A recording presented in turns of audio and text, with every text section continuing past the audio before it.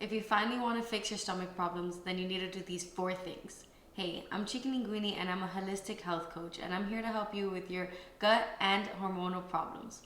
The first thing to do when fixing your gut issues, whether that's constipation, bloating, diarrhea, anything like that, just feeling bad after eating, the first thing you need to do is you need to work on strengthening your vagus nerve. Your vagus nerve directly influences your digestive system. So when you work on strengthening it, you're also strengthening your digestive system. So one of the best exercise to do that is by balancing on one leg with your hands either in by your heart or above your heart. So that's basically tree pose. And to make that a bonus, you can do tree pose and you can sing at the same time or hum. And do that on each leg. Try to do 10 seconds on each leg for 3 sets. And that's one great exercise to strengthen your vagus nerve. Another exercise is any type of core exercise, any crunch, any bicycle or anything like that, because your vagus nerve starts in your head and it goes all the way down and it connects in your stomach, why it affects your digestion, and then it splits and it goes into your legs. So because of that, when you do any crunch exercise, you're crunching, you're inhaling and exhaling at the same time. That motion really targets your vagus nerve. So do crunches and bicycles, and that's another way to strengthen your vagus nerve and also get a good exercise in. Another great exercise for strengthening your vagus nerve is doing cross punches. So anything bilateral is also good. So literally cross punching, or another thing is tapping on opposite sides. So that would also be another great one to do if you're anxious. So that's great for strengthening your vagus nerve on top of subsiding your anxiety. Start with just a few little taps on either side and take some deep breaths in and out. You're activating your vagus nerve, you're helping your body calm down, get out of the fight and flight and into rest and digest, and helping your nervous system calm down, which helps your gut and everything. The second thing you should be doing is you should be walking after your meals. So we all know that exercise is great, but the best time to exercise, and it doesn't even have to be exercise, rigorous exercise. It could be a 10-minute walk. It could be about 20 to 30 squats, and that is after your meal. And that's because after you eat, you have all that food in you, you have all that energy, you have all that glucose.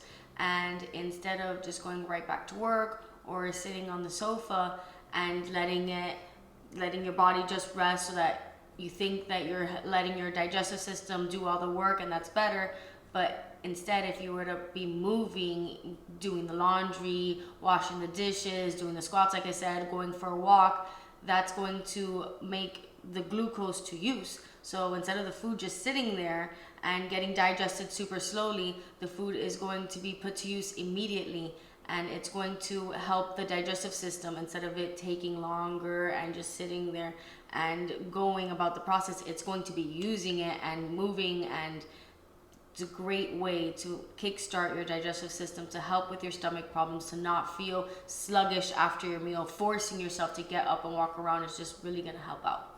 The third thing you need to be doing is you need to be eating home cooked meals.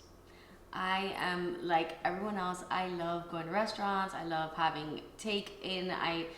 Feeling lazy, sitting on the sofa, eating some takeout. But when you order in and when you go to restaurants, you don't really know what they're cooking with. You don't know what oils they're using.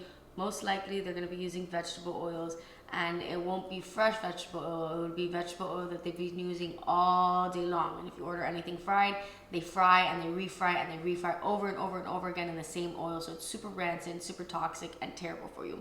And if you were to even get something healthy, you still don't know what they're putting in it. You don't know exactly what spices they're using. You don't know how long that food has been there. And it's a gamble, especially if you have stomach problems. So if you have stomach problems, especially at the beginning, and until you get more used to it and your stomach gets a little bit better, eating home cooked meals is the best thing you could be doing. You know exactly what you're getting because you're going to go to the grocery store, you're going to buy the ingredients, and you're going to watch out for things that cause you harm. And when you cook, you're going to be cooking with, as cheesy as it sounds, you're going to be cooking with love because you're cooking for yourself, and it's just different.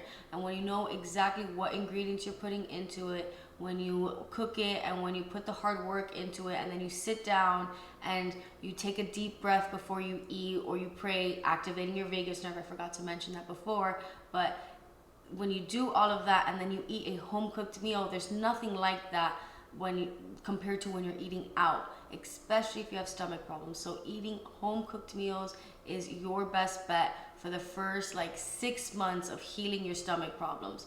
And then you can go out and try to have the better options, the things that won't send you straight to the bathroom or won't give you pain. And the fourth thing you should be doing is you should be drinking warm liquids. I say this all the time, but cold liquids is not the best for our digestive system.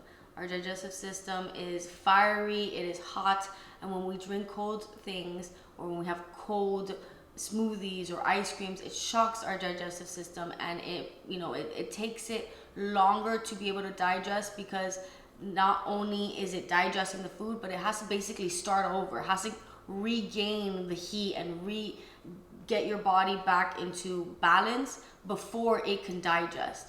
So sipping on warm teas throughout the day is great, because that's what your stomach wants, that's what your microbiome wants, what all your little bacteria in your gut wants, warm liquids. And not only warm liquids, but if you were to be using warm medicinal teas, like if you have turmeric with lemon and a little bit of black pepper to activate the turmeric, that's great. It's anti-inflammatory, it tastes good, and it's warming, so it's good for your gut.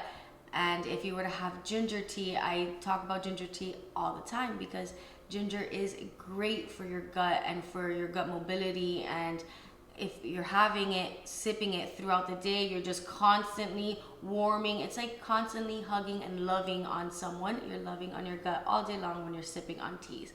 So sip on teas rather than cold water, and you're gonna see a shift in your gut and how you feel.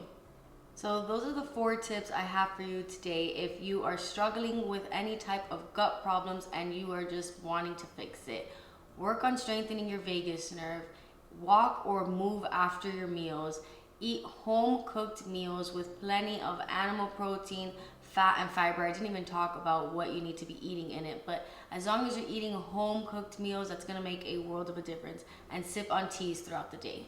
So if you like this video, please give it a thumbs up and subscribe. I have new content like this every Monday, Wednesday, and Friday.